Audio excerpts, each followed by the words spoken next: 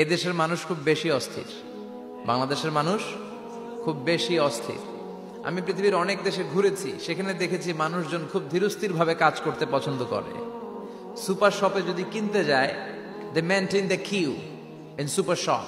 Super শপে লম্বা line, সবাই যে ওখানে ভদ্রভাবে দাঁড়ায়, একজনের পর একজন যাবে। টিকিট কাটতে যাবে, লম্বা লাইন, একজনের পর একজন দাঁড়ায়, একজন যাবে আরেকজন। তো ওখানে যদি কোনো বাঙালি থাকে তখন দেখা যায় তার অস্থিরতা।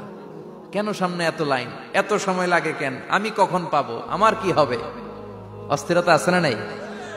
মানে সে পারে না সামনে সবাইকে ডিঙ্গিয়ে আগে যে টাকা পে করবে, আগে যে টিকিট কাটবে। এই অস্থিরতা আমাদের কমাইতে হবে, ধৈর্যশীল হতে হবে।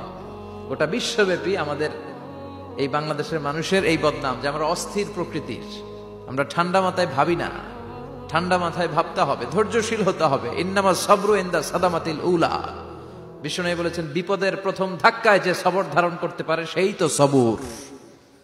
এজন্য বিষ্ণু দোয়া করতেন, আল্লাহুম্মা জাআলনি সাবুরা, আল্লাহ আপনি আমাকে ধৈর্যশীল বানান। ওয়া জাআলনি শাকুরা, আপনি আমার শুকরগুজার বান্দা বানান। বিশ্বনবীর চেয়ে ধৈর্যশীল, বিশ্বনবীর চেয়ে শুকরগুজার পৃথিবীর কেউ আছে? কথা বলেন। এমন তাবৎ কোনো অত্যাচার নাই যে অত্যাচার বিশ্বনবীর উপর করা হয় নাই। বিশ্বনবী মক্কার জামিনে যখন দাওয়াত দিতে লাগলেন, ওনারে পাগল বলা হতো, বলা হতো তুমি পাগল, বলা হতো মুহাম্মদ একটা কবি, বলা হতো মুহাম্মদ হচ্ছে গণক। বিশ্বনবী যখন রুকু দিতেন, সিজদায় চলে যেতেন, উটের পচা নারী ভুরি এনে বিশ্বনবীর কাঁধে ফেলে রাখা হতো। বিশ্বনবীর গলার মধ্যে রশি ধরে টান দেয়া হতো। কয়েকবার বিশ্বনবীর এই ঘাড়ের এই চামড়া ছিঁড়ে গিয়েছে, একবার চাদর টান দেওয়ার কারণে, আরেকবার রশি টান দেওয়ার কারণে। বিশ্বনবী কিছুই বলেন নাই, ক্ষমা করে দিয়েছেন।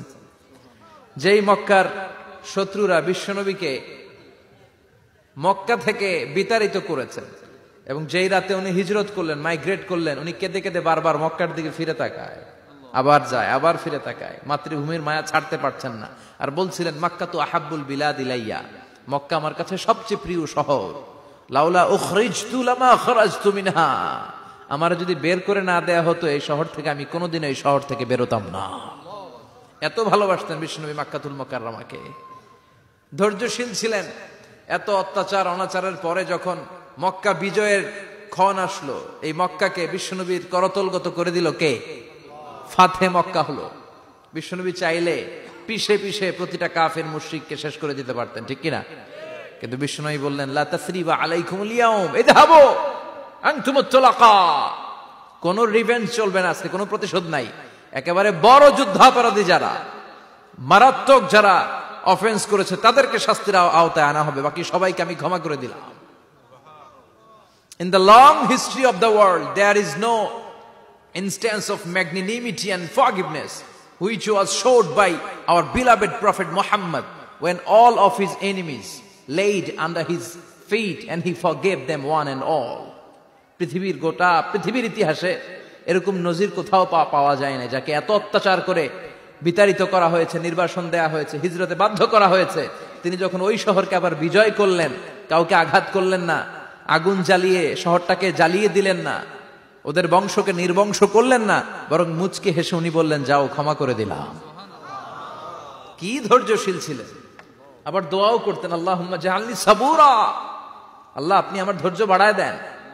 ওয়া জাআলনি শাকুরা, আপনি আমার শুকরগুজার বানান। ওয়া জাআলনি ফি আইনি সাগীরা, আল্লাহ আমার চোখে আপনি আমারে ছোট বানান। ওয়া ফি আ'ইউনিন নাসি কাবীরা, আল্লাহ মানুষের চোখে আপনি আমারে বড় বানান। কি মানুষ ছিল, নিজের চোখে নিজে ছোট থাকতে চাইতেন।